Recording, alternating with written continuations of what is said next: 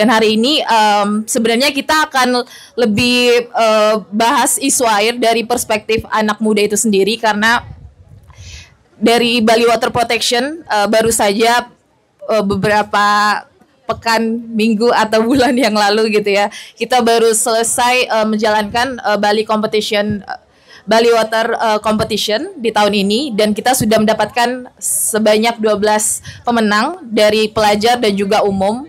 Jadi hari ini kita pengen teman-teman yang sudah menang ya, terutama tadi salah satu video yang sudah kita tonton itu dari Yogi, itu bisa cerita juga apa sih temuan mereka atau cerita di balik karya mereka, dan mungkin juga akan kita tanya sedikit-sedikit gitu ya, mereka sebagai anak muda melihat krisis air yang mungkin ada banyak sekali data yang bisa kita akses di internet gitu, tapi seringkali kan memang suara anak muda tidak begitu didengar gitu ya, mungkin karena usia atau mungkin apalah gitu. Meskipun secara global selalu dibilang inklusif, partisipatif, multisektor, tapi lagi fakta di lapangan itu tidak selalu sesuai dengan konsep-konsep yang sudah ada gitu. Jadi mungkin itu sih yang akan kita diskusikan hari ini, Kak Kimori dan Desi, dan mungkin teman-teman semua di sini. Semoga bisa enjoy dan juga bisa jump in juga dalam percakapan kita nanti. Jadi mungkin kita bisa mulai ya. Oke. Mungkin sebelum mulai diskusinya, aku undang teman-teman pemenang Bali Water Protection Competition 2025 bergabung ke depan. Silakan, ada merchandise buat teman-teman yang berani bertanya langsung kepada moderator ataupun narasumber yang ada di depan sini. Jadi persilahkan teman-teman untuk menyimak dengan seksama. Barangkali ada pertanyaan-pertanyaan nanti yang akan memberikan teman-teman hadiah atau merchandise hari ini. Oke, karena dipersilakan waktunya. Share juga, bagikan juga satu video lagi yang diproduksi dari salah dua dari ketiga teman kita hari ini. Mungkin teman-teman bisa bantu. Tahun 2023, pemerintah Bangli dan stakeholder lainnya pernah menuangkan ekoenzim ke Danau Batur. Nah, buat yang belum tahu, ekoenzim itu kayak ramuan ajaib lah dari fermentasi limbah organik yang katanya bisa membantu bersihin air. Nah, tapi pertanyaannya, kalau udah dituang, kenapa kondisi air Danau Batur masih kayak gini? Terus, apakah keadaan danau yang memperburuk ini beneran berpengaruh ke hidup kita?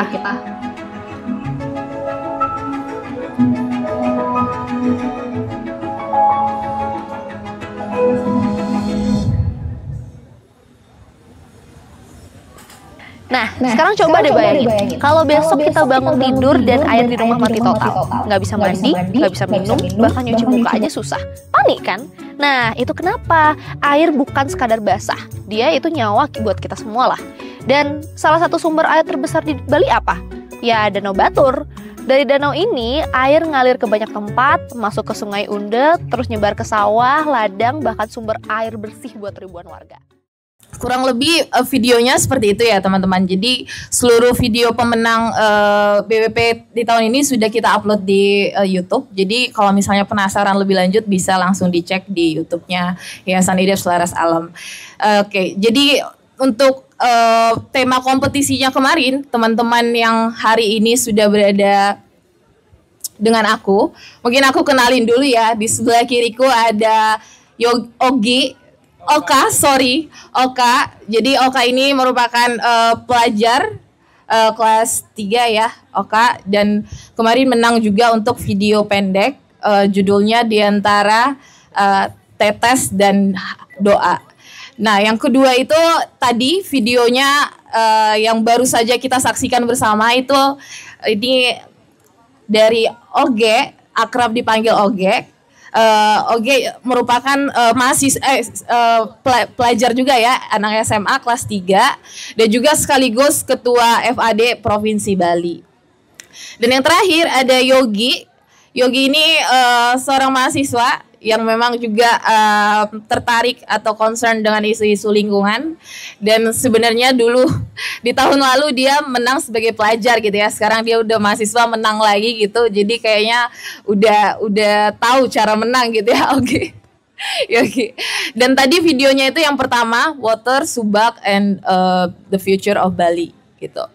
Dan hari ini teman-teman mungkin kita secara santai gitu ya sambil merayakan Malam Puncak AJW. Di sini BWP berkolaborasi lagi sama Bali Bengong dan memang kita di sini mau bahas soal air. Kenapa sih harus air dibahas terus gitu ya? Ada setiap ruang diskusi kita dari spesifik dari IDEP juga membawa isu ini selalu dimanapun kita terlibat dalam acara-acara komunitas, karena memang ini jadi salah satu subprogram kita di IDEP untuk memperjuangkan ya hak akses air bersih terutama untuk petani dan juga untuk warga kayak gitu. Dan memang sejauh ini dari 2012 program ini sudah kita jalankan di Bali di 9 kabupaten kota. Dan hari ini temanya adalah suara anak muda untuk air Bali, di mana kita pengen bawa ya melalui ekspresi, aksi dan juga harapan gitu. Jadi mungkin tidak secara teknis untuk bahas isu air atau atau kenapa krisis itu terjadi gitu, tapi kita mau lihat nih dari perspektif pelajar dan mahasiswa, atau kita bisa bilang sebagai orang muda gitu ya, yang seringkali luput untuk memberikan suara atau hak untuk bersuaranya untuk dilibatkan dalam penyusunan kebijakan gitu. Tapi mungkin sebelum kita dengar cerita di balik karya gitu ya teman-teman, dari IDEP kita selalu melihat bahwa krisis air di Bali itu bukan cuman sebuah mitos gitu ya.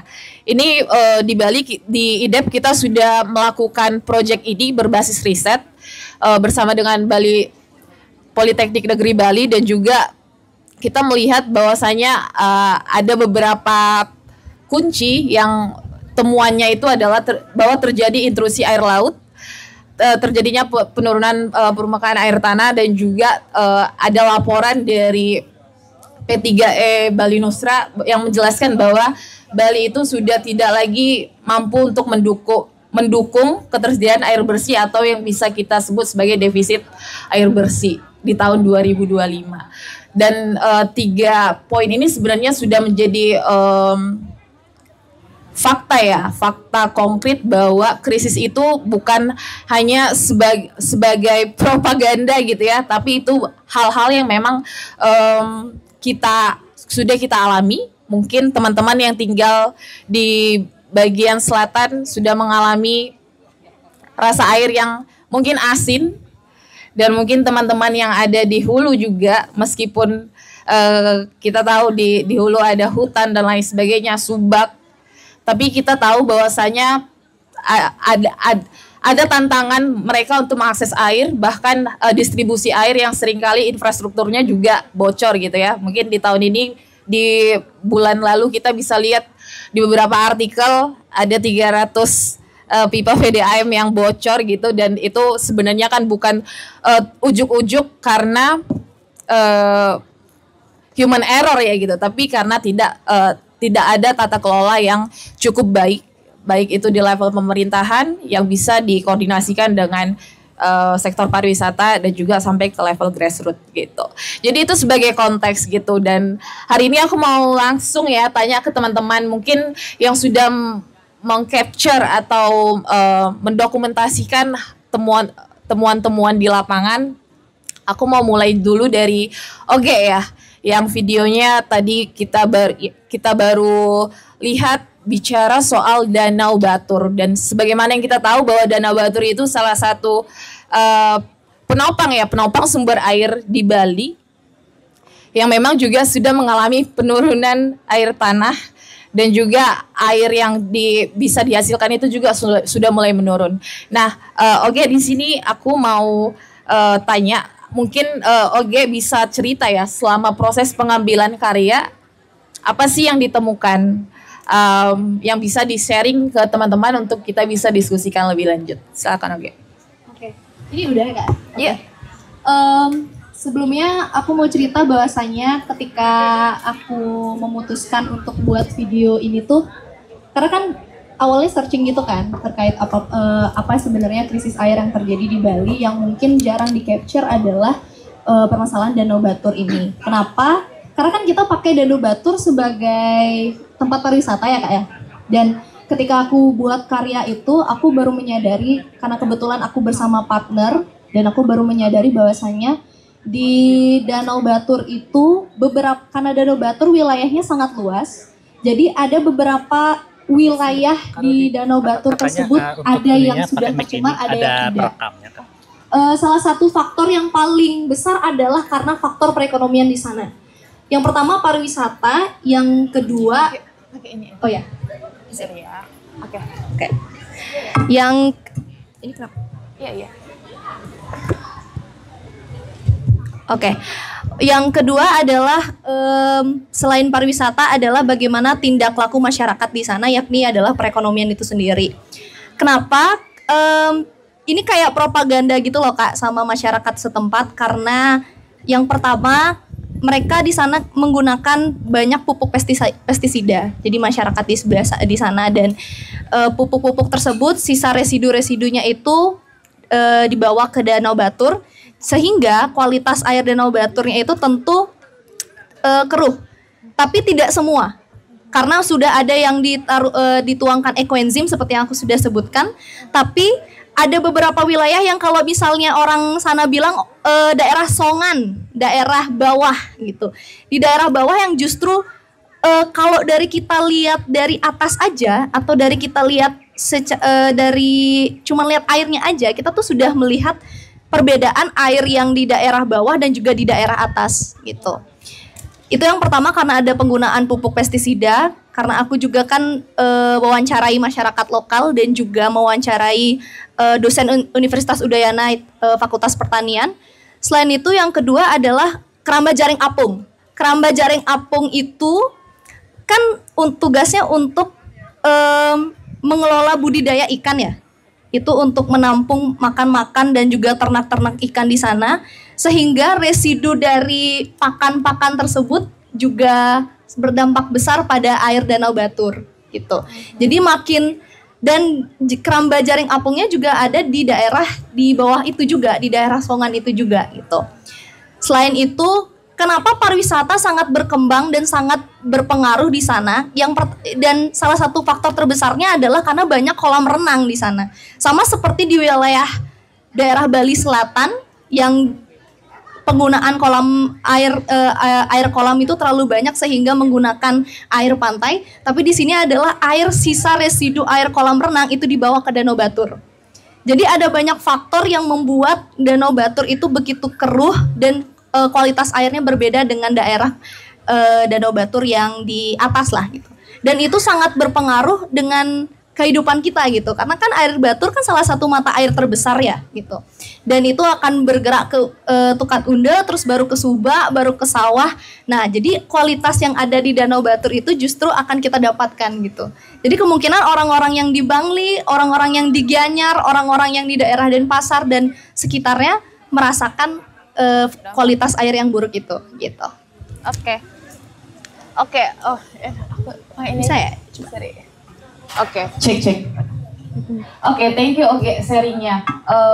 Berarti bisa disimpulkan bahwasanya lebih kepada aktivitas ya, aktivitas pertanian yang menghasilkan residu, yang akhirnya membuat penopang sumber air di Bali itu Danau Batur dalam konteks ini itu tercemar gitu. Iya, betul. Oke, mungkin aku bisa pindah dulu ya ke teman-teman.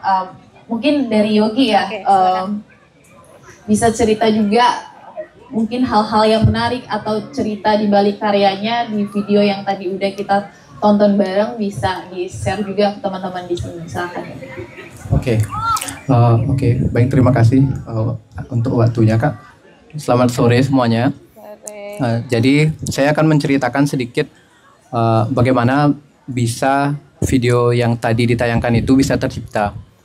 Jadi video itu muncul dari ide saya. Sebenarnya udah beberapa tahun yang lalu saya mengalami keresahan itu karena asal saya kan dari Buleleng ya, dari Desa Lemukih namanya. Saya sempat pulang kampung dan setelah saya amati ternyata Subak yang dulunya aktif sekali untuk menjaga air di sana makin kesini makin tidak kelihatan gitu. Entah mereka bubar atau gimana. Dan itu menurut saya sangat sedikit mempersulit para petani untuk mereka mendapatkan airnya, karena biasanya subak-subak itu pasti selalu dia akan membagi air yang dibutuhkan oleh para petani gitu. Kebetulan kan di depan rumah saya itu ada dibilang kelabah kalau di Buleleng itu, dan itu langsung sumbernya itu langsung dari pegunungan gitu. Nah biasanya air itulah yang digunakan oleh para petani yang ada di sana gitu. Akan tetapi saat ini air itu pun sudah nggak ada keberadaannya gitu, sudah dibuang ke Pangkung gitu, dan sudah tidak digunakan lagi karena dibangun jalan oleh kepala desanya gitu. Nah kemudian keresahan inilah yang ingin saya tuangkan ke dalam video itu, dan ingin menceritakan bagaimana sih sebenarnya subak itu bisa membantu petani untuk mendapatkan air gitu, dan bagaimana sebenarnya pentingnya subak itu terhadap petani gitu. Karena semakin kesini di lingkungan terdekat saya, subak itu semakin tidak diketahui keberadaannya gitu. Kemudian seperti di cuplikan terakhirnya itu kan saya ada juga menambahkan kegiatan-kegiatan anak muda menanam pohon gitu. Nah saya sendiri sebenarnya sangat suka melakukan kegiatan penanaman pohon itu, karena saya yakin pohon itu akan bisa memperbaiki kualitas air yang ada di tanah gitu. Akar-akarnya itu akan bisa memperbaiki air yang diproses di tanah. Nah sebenarnya saya inginnya di cuplikan belakangnya itu saya kasih cuplikan video generasi muda yang ingin membangkitkan subak kembali gitu. Akan tetapi saya mencari di berbagai tempat, sangat sulit ditemukan gitu. Dan itu sebenarnya menjadi permasalahan di dalam pikiran saya yang belum terjawab sampai sekarang, karena saya takut kedepannya subak ini menghilang gitu. Padahal dulu itu kan kayaknya hampir di seluruh Bali subak ini sangat gampang ditemukan keberadaannya gitu. Akan tetapi semakin kesini keberadaannya bahkan semakin sulit untuk ditemukan gitu. Itu sih sebenarnya keresahan yang ingin saya tuangkan dalam video itu. Terima kasih. Oke, wah menarik sekali ya, Yogi. Terima kasih sudah sharing cerita di balik karyanya. Mungkin kita langsung move aja ke Oka. Untuk video Oka belum sempat kita share ya, karena waktu juga. Jadi nanti teman-teman kalau misalnya penasaran kira-kira video Oka seperti apa, bisa langsung nanti datang atau visit ke link YouTube Aid Foundation. Silakan Oka, bisa share juga cerita di balik karya yang mungkin bisa jadi adalah keresahan Oka juga ya sebagai orang muda dalam melihat isu krisis air di Bali. Di sini saya ingin menceritakan keresahan saya terhadap isu-isu air di belakangan ini. Nah, kebetulan rumah saya di sebelah sungai, yang dimana sungai tersebut dulunya menjadi salah satu tempat di mana aktivitas warga dilakukan. Nah, dari mencuci, mandi, pasti selalu di sana. Namun belakang ini air di sungai tersebut berbau, dan banyak warga juga menjelaskan keresahannya kalau sehabis mandi di air sana itu kulitnya merasa gatal, dan setiap malam itu pasti airnya berbau. Dan setelah saya teliti dan telusuri, ternyata air tersebut ada yang membuang limbah kotoran ternak di sana. Nah, itu juga menjadi salah satu keresahan saya menjadi warga, karena setiap malam harus mencium bau busuk dari sungai tersebut. Selain itu juga saya ingin menjelaskan tentang keresahan saya, karena kan kita di Bali ini memerlukan air untuk menjalankan tradisi. Tentunya kami memiliki tradisi yang namanya melukat. Nah, jika air tersebut tidak ada, saya berpikir bagaimana nanti caranya untuk melakukan melukat lagi. Selain agama saya di Hindu, juga di Islam juga memerlukan air bersih untuk melakukan wudhu. Di Kristen memerlukan air bersih untuk melakukan baptis, dan agama lainnya pasti memerlukan air untuk melakukan kegiatan tradisi keagamaannya. Nah, selain itu juga kami sebagai anak muda harus bisa menjaga air Bali, dan dapat mengajak warga-warga untuk lebih peduli terhadap isu-isu air di Bali. Nah, di video saya menjelaskan bagaimana cara-cara untuk mengatasi krisis air yang ada di Bali. Salah satunya yaitu membuat lubang biopori. Karena lubang biopori itu dapat menampung air hujan yang akan nanti menjadi ketersediaan air di bawah tanah. Selain itu juga dapat menanam pohon karena akar pohon dapat mengikat cadangan air di bawah tanah. Selain itu juga dapat membuat pipa penampungan air hujan. Karena pipa penampungan air hujan itu nanti akan menyalurkan air hujan ke dalam bak penampungan yang suatu saat nanti jika musim kemarau tiba, kita dapat memanfaatkan bak penampungan tersebut, mengambil airnya untuk digunakan dalam kehidupan sehari-hari seperti mencuci, masak, dan lain sebagainya. Dan yang paling penting, jangan membuang limbah dan sampah-sampah plastik ke sungai karena itu dapat mencemari sungai. Oke. Terima kasih Oka. Oka kan sharingnya. Jadi itu tadi teman-teman cerita di balik karya para pemenang BWP Competition di tahun ini. Kita bisa lihat ya bahwa dalam setiap cerita mereka kita menemukan bahwa ada salah satu sebuah aksi yang dilakukan yang memang itu menjadi syarat ya dalam kompetisi BWP tahun ini. Jadi di mana mereka melihat krisis air di Bali dan juga bagaimana cara adaptasinya, adaptasi krisis iklim juga.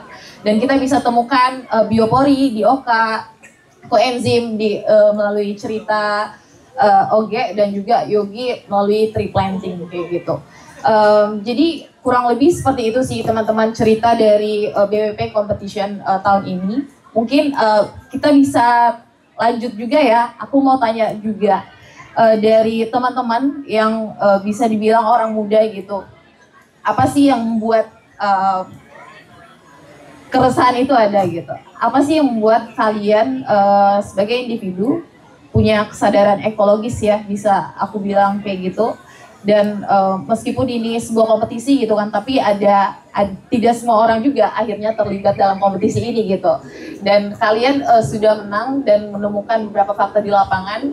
Tapi sebelum terlibat dalam sebuah kompetisi ini, apa sih yang buat kalian resah sehingga akhirnya punya concern nih sama isu air itu sendiri? Mungkin bisa dimulai dari Oka, boleh? Nah, waktu tahun lalu kan kebetulan saya mendapat tugas dari guru untuk mengobservasi daerah-daerah sekitar. Nah, saya mengobservasi di daerah sekitar saya itu sawah dan saya mewawancarai petani. Nah, petani itu memiliki keresahan bahwa pasokan air di sawah mereka itu kurang sehingga padi-padi mereka itu kering dan panen mereka mungkin terganggu atau mungkin bisa gagal juga gara-gara krisis air tersebut. Oke, jadi bermula dari tugas sekolah gitu ya. Dan menarik juga ya itu gurunya bisa ngasih tugas seperti itu. Semoga di sekolah-sekolah lain juga punya tugas yang sama sehingga memantik kepedulian orang muda juga soal isu air di Bali. Mungkin kalau dari Oke, dan nanti bisa langsung dilanjut sama Yogi ya. Oke. Kalau aku jujur sebenarnya kalau dari segi masalah air, karena aku tinggal di daerah kota Kak, jadi aku tidak terlalu merasakan dampak yang signifikan tentang krisis air sebenarnya. Tidak merasakan tentang air asin dan segala macam tuh nggak ada gitu. Cuma karena sering banget ke daerah Bangli, jadi teman-teman aku tuh lumayan banyak di daerah Bangli dan punya villa dan segala macam. Ketika aku tanya, ini pasti nanya dong kayak ini pasti mahal ya giniin kolam renangnya dan segala macam. Akhirnya mereka bilang, iya kan tinggal dibuang aja nanti ke Danau Batur gitu-gitulah gitu. Jadi kalau misalnya dikaitkan dengan video aku tadi, keresahan aku mungkin dimulai karena emang ikut kompetisi awalnya. Karena ikut kompetisi, jadi karena ikut kompetisi otomatis aku mencari tahu kira-kira apa aja keresahan tentang air. Karena aku jujur aku tidak pernah merasakan krisis air seperti tidak mandi satu hari atau apa gitu, belum pernah gitu ngerasain air asin, badan lengket karena air itu nggak pernah. Cuma karena sering ke daerah Bangli, sering nginep di daerah villa teman aku juga, jadi teman aku juga secara secara otomatis juga bilang mereka make kolam renangnya, mereka taruh di mereka tuang ke danau baturnya juga, tapi mereka ngerasa air yang di danau batur ataupun air yang mereka konsumsi juga udah nggak sebaik itu gitu. Sebenarnya itu aja sih Kak. Jadi keresahan aku tuh tidak berawal dari diriku sendiri yang aku alamin, tapi justru karena kompetisi dan juga cerita orang lain gitu. Wah, menarik banget. Oke, jadi benar ya teman-teman, dari cerita kita tahu bahwa keresahan atau kekhawatiran itu enggak serta-merta harus kita alamin gitu ya. Mungkin kita bisa ngelihat dari orang-orang sekitar kita, atau mungkin sebuah kebetulan gitu ya, terlibat dalam sebuah kompetisi, akhirnya mendalami dan juga mungkin mengambil peran ya untuk langkah lebih lanjut gimana caranya bisa berpartisipasi untuk berkontribusi untuk menyelesaikan persoalan yang ada di lingkungan kita gitu. Mungkin bisa dilanjut sama Yogi, silahkan. Oke, baik, terima kasih. Jadi kalau dari Oge tadi kan dia tidak mengalami ya. Nah, tapi kalau saya ini mengalami secara langsung gitu. Mungkin tadi juga saya sudah sempat singgung kalau permasalahan subak yang ada di rumah saya itu yang sudah mulai menghilang gitu. Akan tetapi ada sebenarnya konteksnya yang lebih luas yang sangat saya resahkan itu adalah seperti ini. Dulu sebelum saya pindah ke Denpasar, saya tidak pernah mengalami tentang krisis air gitu, krisis air bersih, kekeringan itu sama sekali nggak pernah, karena memang di daerah saya itu di pegunungan dan airnya sangat melimpah gitu. Akan tetapi setelah pindah ke Denpasar di bulan kemarau kemarin itu, saya sempat beberapa bulan itu mengalami kekeringan di kos gitu. Jadi sampai saya itu nyetok banyak galon buat nampung air gitu. Jadi setiap pagi-pagi sekitar jam 5:30 itu kan baru dia mau hidup airnya. Di sana dah kita pulin dulu galonnya satu-satu gitu buat ditampung untuk mandi sorenya gitu. Dan pernah di suatu ketika airnya itu nggak terlalu banyak dapat untuk ditampung, akhirnya nggak bisa mandi gitu. Sempat 2 hari saya tidak bisa mandi gara-gara nggak ada air gitu. Maka dari itu sebenarnya itulah yang membuat saya semakin resah dengan isu air ini gitu. Terima kasih. Oke, lanjut ya. Aku tanya lagi nih. Jadi setelah kalian punya nih masing-masing keresahan, apa sih temuan kalian yang mungkin mengejutkan gitu ya, atau mengkhawatirkan, atau bikin kalian mungkin secara emosional jadi gak stabil gitu melihat fakta-fakta atau mungkin artikel-artikel yang kalian baca atau hal-hal yang kalian temuin di lapangan selama proses pembuatan karya, atau mungkin di pemberitaan yang lain gitu ya, nggak harus spesifik pada saat kalian mengembangkan karya ini. Bisa dimulai sama Oke. Oke, tadi pertanyaannya tentang gimana akhirnya kita memutuskan hal yang mengejutkan, oke. soal isu air gitu. Oke. Kalau hal mengejutkannya adalah selain yang tentang Danau Batur itu, karena kan aku baru akhir-akhir ini ya Kak ya, baru mulai menggali lebih dalam tentang krisis air. Karena baru tahun ini juga yang video-video aku tuh menggerak pada lingkungan, dan khususnya yang lebih banyak adalah tentang air. Cuman fakta-fakta yang mengejutkannya adalah mungkin yang pertama bisa aku bilang tentang pariwisata udah mendapatkan atau merasakan dampaknya, seperti penggunaan kolam renang yang terlalu besar, terus juga ada intrusi air laut dan masyarakat sekitar yang merasakan. Terus juga kalau di Danau Batur, mereka juga merasakan sebenarnya Danau Batur sudah mulai tidak baik kualitasnya. Itu mengejutkannya pariwisatanya tetap melakukan gitu, tetap berjalan, tidak memiliki mitigasi pencegahan atau suatu perubahan gitu. Mungkin kalau di Danau Batur udah ya kayak ada ekoenzim, tapi di beberapa daerah aja. Cuman tidak terlalu cuman daerah-daerah yang diberikan ekoenzim, tapi daerah-daerah yang cuman di atas aja, daerah-daerah yang memang banyak masyarakat wisatawannya yang di sana, tapi daerah bawah yang juga ada perekonomian, villa-villa, kolam renang, dan juga berbagai macam sistem pertanian, tapi nggak terlalu diperhatikan gitu. Jadi secara pariwisata melakukan hal tersebut, tapi aku tidak menyalahkan pariwisata ya, kan itu sebuah paradoks ya antara perekonomian dan juga bagaimana sistem gininya alam gitu. Nah, karena adanya aktivitas pariwisata yang menurut aku adalah fakta yang mengejutkan sebegitu. Kita pariwisata di Bali, tapi kita juga membuat Bali itu jadi, terutama air jadi rendah kualitasnya juga karena pariwisata, padahal Bali kuncinya ada di dalam pariwisata gitu. Itu kan berarti sinergi antara pemerintah, masyarakat, dan juga pelaku perekonomian dan juga pariwisatanya belum bersinergi dengan baik tuh. Pun sebenarnya ketika aku ke Danau Batur, ketika aku ingin mewawancarai pemerintah di daerah, di dinas Bangli dan segala macam pun tidak terlalu responsif gitu. Jadi itu kan dalam artian masih banyak dari segi itu, entah itu pemerintahnya, entah itu dari masyarakatnya, itu masih belum terlalu peduli kan dengan masalah krisis air ini. Jadi menurutku hal yang paling mengejutkannya adalah selain pariwisata dan juga pemerintah dan juga masyarakatnya adalah tidak ada rasa ingin perubahan, tidak ada rasa ingin berubah atas apa yang udah kita dapetin dari krisis air ini gitu. Itu aja sih Kak. Oke, thank you. Mungkin bisa dilanjut ya ke Yogi atau Oka, boleh? Nah, temuan yang sangat membuat saya tersengang itu sebenarnya gini. Banyak sekali masyarakat yang belum menyadari kalau air itu semakin terancam gitu.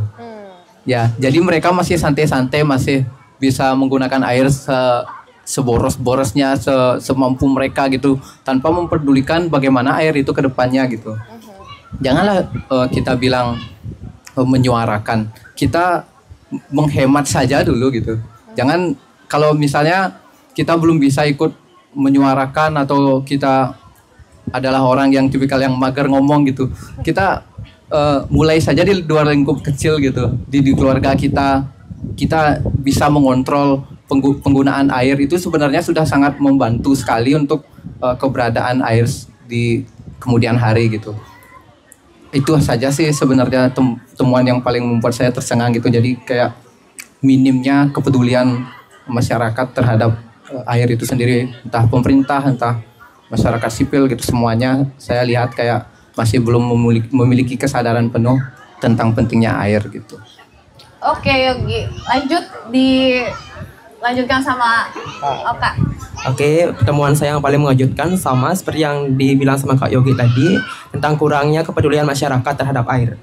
Karena mereka berpikir, air masih banyak, ngapain lagi peduli. Memang sih kita memiliki banyak air, tapi kita kekurangan dengan air bersih yang menjadi yang dapat membantu kita dalam kehidupan sehari-hari. Jika bicara dengan air, jika diibaratkan dengan sebuah pena, air adalah sebuah tintanya. Jika pena tersebut tidak berisi tinta, maka tentunya pena tersebut tidak dapat digunakan. Begitu pula dengan air. Jika air tidak ada di bumi ini, maka bumi ini tidak dapat berjalan dengan sempurna. Oke, thank you ya Oka, Oge, dan Yogi. Mungkin ini pertanyaan terakhir dari aku. Jadi kalian sebagai orang muda, apa sih visi atau peran kalian melihat peran kalian itu dalam seluruh isu sosial gitu ya, terutama dalam konteks air ini, itu seperti apa, dan harapan kalian ke depannya itu gimana? Barangkali teman-teman di sini gitu ya bisa ternyata satu frekuensi gitu, jadi bisa nggak hanya terhenti di sini tapi bisa punya gerakan bareng-bareng bersama kolektif yang itu juga bisa berkontribusi untuk meminimalisir ya krisis atau memperlambat krisis air itu sendiri. Silakan Oka. Dari saya sendiri, saya ingin lebih peduli dengan air dan mengajak masyarakat sekitar untuk lebih peduli dengan air, karena saya khawatir dengan kedepannya seperti apa, dan semoga suatu saat ketersediaan air di bumi ini kembali seperti dulu, yang memiliki air bersih, ketersediaan air di bawah tanah semakin banyak. Oke, bisa dilanjut sama aku. Kalau dari aku, mungkin karena aku tipenya orang yang koar-koar ya, orang yang ini harus ditampar gitu, kayak siapapun yang tentang masalah ini semua orang harus kita tampar gitu dengan suara kita. Jadi karena kalau menurut aku, karena anak muda yang mungkin yang ada di sini, berarti kan mereka setidaknya orang-orang yang sudah peduli dengan lingkungan, isu-isu lingkungan dan isu-isu lainnya. Kita anak muda sudah sangat dekat dengan platform sosial media. Kalau memang kita punya privilege untuk bersuara di sana ya bersuara gitu. Entah itu dalam buat video seperti video kompetisi atau video ya udah random aja dan membahas tentang isu permasalahan. Kemudian selain menyuarakan mungkin lingkup-lingkup kecil yang seperti kita menghemat air seperti apa yang dibilang Kak Yogi, terus juga kita punya orang-orang sekitaran, kita punya privilege untuk memberitahu, kita punya hak untuk memberitahu. Ayo bareng-bareng mengajak mereka untuk dan memberitahu mereka bagaimana krisis air dan isu-isu lainnya sudah mulai terancam dan perlu kita perhatikan gitu. Jadi menurutku, aku harap seluruh anak muda yang ada di sini, tidak anak muda ya, tapi dari kecil sampai dewasa gitu ya kan, sampai sudah mau lansia pun, aku harap tetap bersuara lah atas isu-isu yang ada. Sekalian untuk menampar siapapun yang belum peduli atas isu yang ada. Gitu. Terima kasih.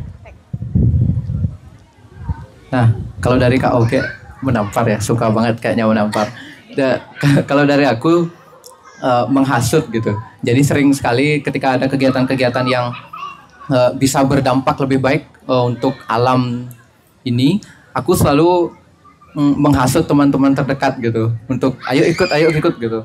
Tak jarang sih mereka melakukan penolakan, tapi dari sekian banyak yang aku hasut, sebenarnya ada juga beberapa yang mau gitu. Nah, itu sebenarnya juga bisa menjadi langkah yang cukup bagus untuk menyebarkan dan memperluaskan kepedulian anak muda kepada isu-isu yang beredar di lingkungan kita, terutama itu isu air gitu.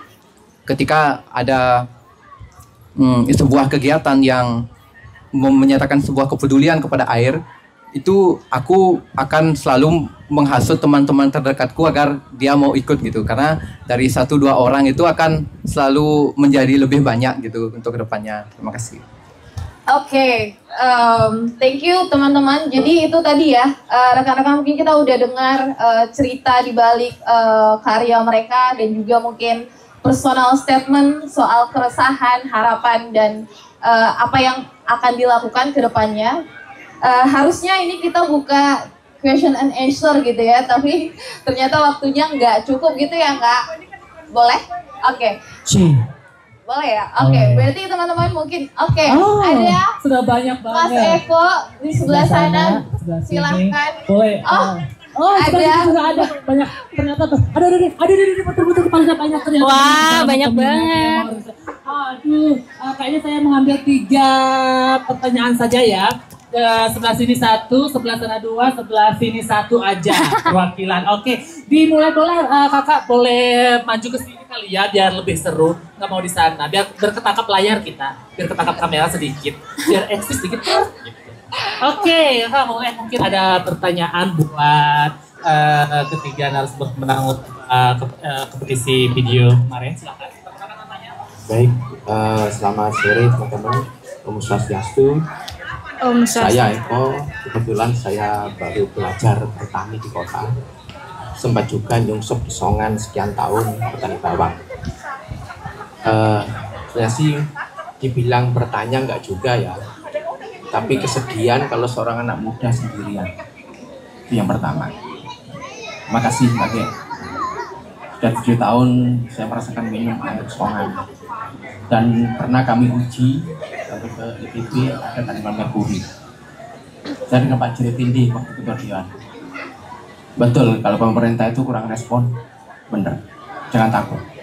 So, kami dengan Mbak Ning sampai ingin mengabdi itu pun ribut soal sesama fraksi. Ini faktanya. Sampai saya buat komunitas Songan Republik kemarin dengan Pak Made Jabe, Maya Tobi. Anak muda seperti ini saya ingin tanya, penyelenggara kompetisi ini dengan sudah tahu kajian, penelitian apapun ya soal Songan, perilaku mereka itu benar-benar moralnya hilang. Kedua, kemarin kami sibuk membantu soal lalat, itu pun karena perilaku petani yang ambil osrak tanpa diolah. Ekoenzim kami mendukung. Saya tanya berapa juta liter itu angka. Sedangkan keramba masih di situ. Limbah pakan, limbah apa? Nah, izin Mbak Rode, siapa penyelenggara kompetisi ini? Iya, jadi Mas Eko, penyelenggara ini adalah IDAP. Jadi dari subprogram di Yayasan IDEF namanya Bali Water Protection. Oke, jadi gini. Sayang kalau hanya setakat juara, videonya beredar terus. Kira-kira follow up apa yang bisa EDEF berikan sebagai apresiasi ke beliau ini? Saya petani, Mbak. Tapi hari ini betul, jangan ditampar, dimaki kalau perlu. Kita manusia sadar di Songan. Horeca sadar, tapi ada nggak di sana yang punya kesadaran untuk ngerawat air?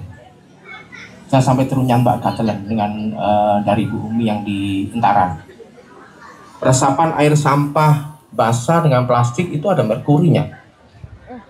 Teman-teman bagus, saya memantau juga kok videonya itu. Yang saya pikir bertahan berapa lama 1000 liter ekoenzim dengan luasan itu.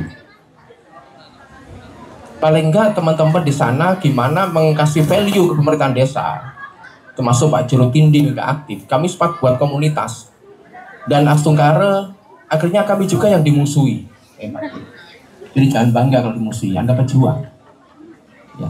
Jadi intinya kajiannya lengkap ya, itu betul fakta. Sekarang dari penyelenggara, bukan sekta hadiah ya, follow up apa yang Anda berikan kepada pejuang muda seperti ini? Terima kasih Pak Eko, mungkin boleh langsung merchandise-nya Pak Eko, mungkin panitia boleh dibantu. Selanjutnya pertanyaan sesi satu lagi aja kali ya, lagi satunya terjadi. Silakan Mbak, namanya siapa? Kenalin, nama aku Atu. Mungkin ini pertanyaannya ke teman-teman yang ada di depan. Tadi kan sempat membahas mengenai suba, terus ada melukat juga, upacara juga begitu. Nah, menurut kalian budaya lokal, karena si budaya lokal itu bisa menginspirasi untuk kelestarian air di Bali kayak gitu. Karena nggak cuma di Bali aja atau agama Hindu aja pakai, tapi agama yang lain juga pakai, Muslim untuk wudhu, terus ada untuk baptis dan lain halnya gitu. Bagaimana sih budaya itu mempengaruhi kelestarian air ke depannya? Terima kasih. Ini pertanyaannya Kak, itu langsung dijawab singkat, padat, jelas, durasi. Izin jawab Kak. Jadi kita sebagai orang yang beragama yang tentunya agamanya itu memerlukan air untuk melakukan tradisi-tradisinya, itu akan mempengaruhi bahwa jika mereka berpikir jika air tidak ada apakah nanti tradisinya dapat berjalan atau tidak. Pasti orang-orang akan khawatir dengan keberlangsungan agamanya. Maka dari itu orang-orang pasti tentunya menjaga kebersihan dan kelestarian air. Oke, puas dengan jawabannya Kak? Lanjut, mungkin semuanya kali ya Kak, gimana boleh nggak? Semua ya? Ketiga, oke, boleh. Singkat, padat, jelas, durasi. Oke. Kalau aku dari budaya lokal yang bisa membuat kita gini adalah mungkin yang masih aku sangat respect adalah kita tetap yang turun ke beji ya. Tetap turun ke beji, terus tetap nyari tirta nih ke tak Bali saja. Ke tirta. Jadi karena kita kebutuhan tirta itu sangat penting bagi kita ya, dan juga tirta secara tidak langsung kalau orang dulu sih menggunakan tirta juga untuk air minum gitu. Jadi menurut aku karena ada kesadaran kita membutuhkan hal tersebut, jadi membuat masyarakat setempat itu untuk memelihara beji itu dengan baik, karena masyarakat kita kan lebih peduli atas masalah yang agamis, masalah yang budaya lokal. Jadi dengan ada budaya lokal yang kita sambung-sambungkan, jangan cemari beji karena beji tempat untuk kita metirte. Jadi itu membuat masyarakat kita itu enggak juga membuang sampah ke sana. Karena masyarakat kita itu lebih percaya akan hal yang beragamis gitu. Jadi budaya lokal sebenarnya sangat membantu gitu. Terima kasih. Baik, terima kasih Kak Ratu untuk pertanyaannya. Jadi di desaku itu ada mencepekan namanya. Jadi ada budaya pembajakan sawah itu menggunakan sapi. Nah kalau dulu itu pada saat sawah itu mau dibajak, jadi petani-petani itu pasti akan menggiring sapinya, kemudian membawa peralatannya untuk menuju ke sawah dan akan membajaknya. Nah kalau dulu itu banyak sekali anak muda yang menantikan kegiatan itu berlangsung gitu. Jadi ketika ada orang yang membajak sawah menggunakan sapi, pasti banyak sekali anak-anak yang berkerumun pokoknya di sana menunggu dan menyaksikan pembajakan itu. Akan tetapi semakin kesini kan pembajakan sawah itu sudah digantikan dengan mesin gitu. Jadi budaya yang sangat unik itu jadinya mulai hilang gitu. Nah, kenapa saya mengaitkannya dengan pembajakan sawah menggunakan sapi itu? Karena kan seperti ini. Kalau sekarang membajak sawah kan kalau pakai mesin bisa loh hanya menggunakan sedikit air. Akan tetapi kalau menggunakan sapi itu harus menggunakan air yang cukup banyak agar tanahnya itu benar-benar gampang untuk digemburkan gitu. Makanya kalau zaman dulu itu masih menggunakan air yang cukup banyak untuk melakukan pembajakan gitu. Akan tetapi ketika menggunakan mesin cukup lembat pun tanahnya akan bisa dibajak gitu. Jadi itu sebenarnya bisa untuk menjadi sebuah kampanye melestarikan air agar proses pembajakan menggunakan sapi itu bisa terus berlangsung untuk kedepannya. Wow. Kita mengundang kembali tadi dua pertanyaan itu untuk kita berikan merchandise. Masih ya Bapak Eko dan Mbak Ratu ya. Silakan berdiri sendiri, kita bakal ada penyerahan merchandise atau sedikit oleh-oleh lah atau kesan ada bingkisan gitu. Silakan. Oke, boleh kakak-kakak IDEP merchandise-nya diberikan kepada para penanya? Oh iya. Oh alah. Ini Mas. Berarti dibilang aja ada 2 hadiah ya. Oke, ada 2 hadiah Bapak di dalam tote bag itu, jadi mungkin nanti bisa didiskusikan aja pembagiannya. Oke.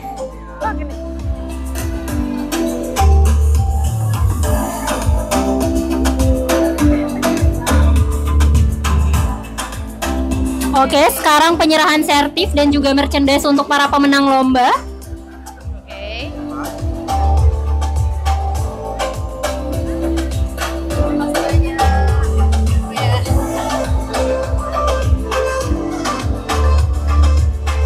Oke, bisa dipandu? Ke kamera.